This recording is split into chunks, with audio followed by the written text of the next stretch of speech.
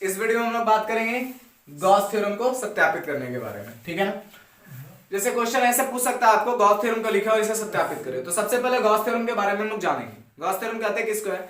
तो Gauss theorem किसे कहा जाता है, ध्यान दीजिएगा। किसी बंद पृष्ठ के अंदर गुजरने वाले कुल विद्युतीय फ्लक्स का मान आवेशों के बीच गणितीय योग और माध्यम की विद्युतशीलता के अनुपात के बराबर होता है। ये हमारा आ गया गॉस प्रमेय।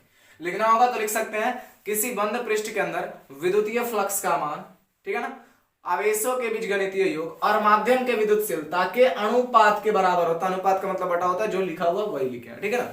इसी को प्रूफ करके लाना है, यानी प्रूफ करके जो आपको लाना है जनरली क्या लाना है, phi is equal to q upon epsilon naught लाना है, ठीक है। क्या लाना है? Phi is equal to epsilon q upon epsilon naught. तो सबसे पहले एक फार्मूला हम लोग जानते हैं, फाई इज इक्वल टू एक और फार्मूला होता है आपका, फाई बराबर एडीएस कॉस थीटा। यहां पर थीटा कितना डिग्री कंसीडर करना है तो ध्यान दीजिएगा। सबसे पहले एक हम लोग गॉसीय पृष्ठ की कल्पना करेंगे, बंद गॉसीय पृष्ठ। यहां पर आपका आवेश मान लेंगे q, ठीक है। यहां से इसका डिस्टेंस मान लेंगे r, और यहां पर जो क्षेत्रफल इसका माना जाएगा उसका कितना मान सकते हैं हम लोग, ds। इसका क्षेत्रफल कितना मानेंगे, ds। और यहां पर हमारा कोण का जो निर्माण करेगा, देखिए एक ही रेखा है ना, बार बार बता रहे, जब रेखा एक हो, यहां पर कोई अन्य रेखा काम ना करे तो कोई एंगल नहीं बनेगा। देखिए कोई एंगल बनेगा नहीं, तो एंगल नहीं बनेगा तो कितना डिग्री, 0 डिग्री। तो यहां पर थीटा इज इक्वल टू हम लोग कितना डिग्री कंसीडर करेंगे, 0 डिग्री। तो देखिए जब भी गॉसीय पृष्ठ की कल्पना हो और एक रेखा शामिल हो तो वहां थीटा इज इक्वल टू कितना डिग्री, 0। तो यहां थीटा का वैल्यू हम लोग 0 डिग्री लगा लेंगे। तो फाई इज इक्वल टू आपका आ जाएगा, ध्यान दीजिएगा, फाई इज इक्वल टू आपका आ जाएगा कितना, sorry, phi is equal to आ जाएगा आपका एडीएस, और कॉस कितना डिग्री, 0 डिग्री। क्योंकि cos 0 इज इक्वल टू कितना होता है, cos 0 का वैल्यू 1 के बराबर होता है, तो फाई का वैल्यू आपका आ गया एडीएस इनटू 1। तो फाई बराबर कितना आ गया, एडीएस। आपको लाना क्या, आपको लाना क्या है, फाई बराबर क्यू बटे एप्सिलॉन नॉट लाना है। फाई बराबर क्यू बटे एप्सिलॉन नॉट लाना है। तो ध्यान दीजिएगा कैसे इसे सॉल्व करते हैं।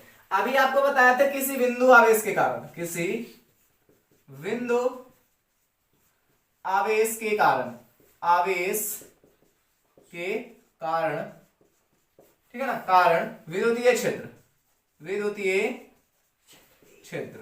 तो बिंदु आवेश के कारण विद्युतीय क्षेत्र जो गॉस के प्रमेय की सहायता से निकाला जाता है, उसका फॉर्मूला आपका है E is equal to 1/4 pi epsilon naught into q बटा r स्क्वायर।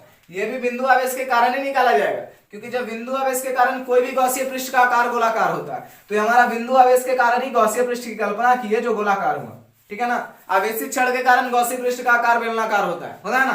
तो इस तरह से हमने बिंदु आवेश के कारण ही किया था। तो यहाँ पर जो हम लोग बिंदु मानेंगे, उस बिंदु आवेश के कारण ही विद्युतीय क्षेत्र का व्यंजक देखेंगे। तो विद्युतीय क्षेत्र का जो व्यंजक हो जाएगा आपका is equal to 1/4 pi epsilon naught और q बटा r स्क्वायर। ये समीकरण हम मान सकते हैं फर्स्ट, लिख सकते हैं कितना, समीकरण एक में किसका मान देने पर, फाई का मान देने पर। तो समीकरण सबसे पहले एक उतारेंगे हम लोग, तो फाई इज इक्वल टू आपका आ जाएगा ईडीएस।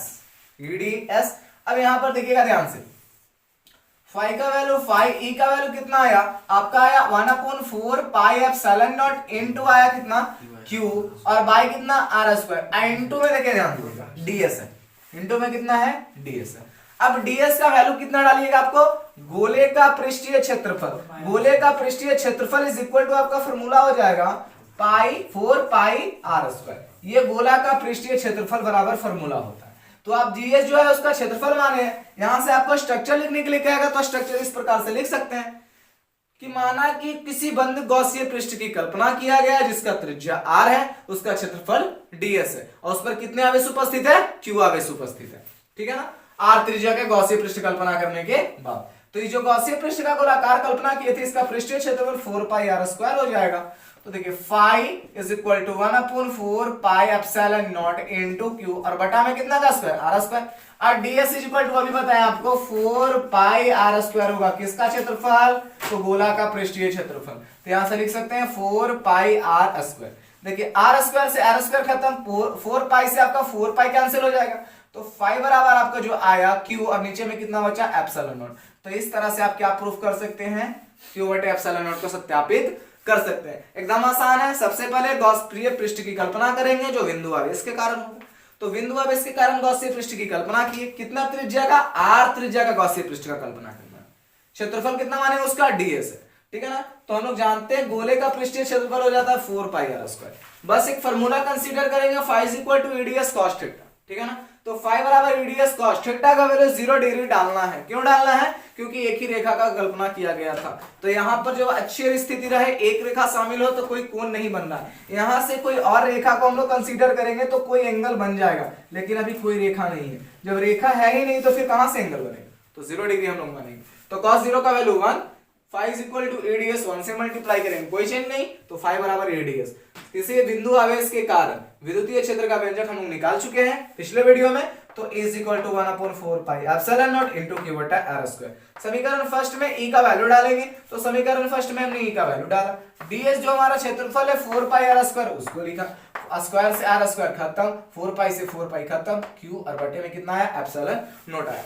अब यदि नहीं समझ में आया तो आप पहले पीछे जाकर हमारे वीडियो को देखिए, जो इससे पहले हमने आपके लिए अपलोड किया है, तो उस वीडियो को जाकर के देखिए। ये वीडियो आपको बहुत अच्छे तरीके से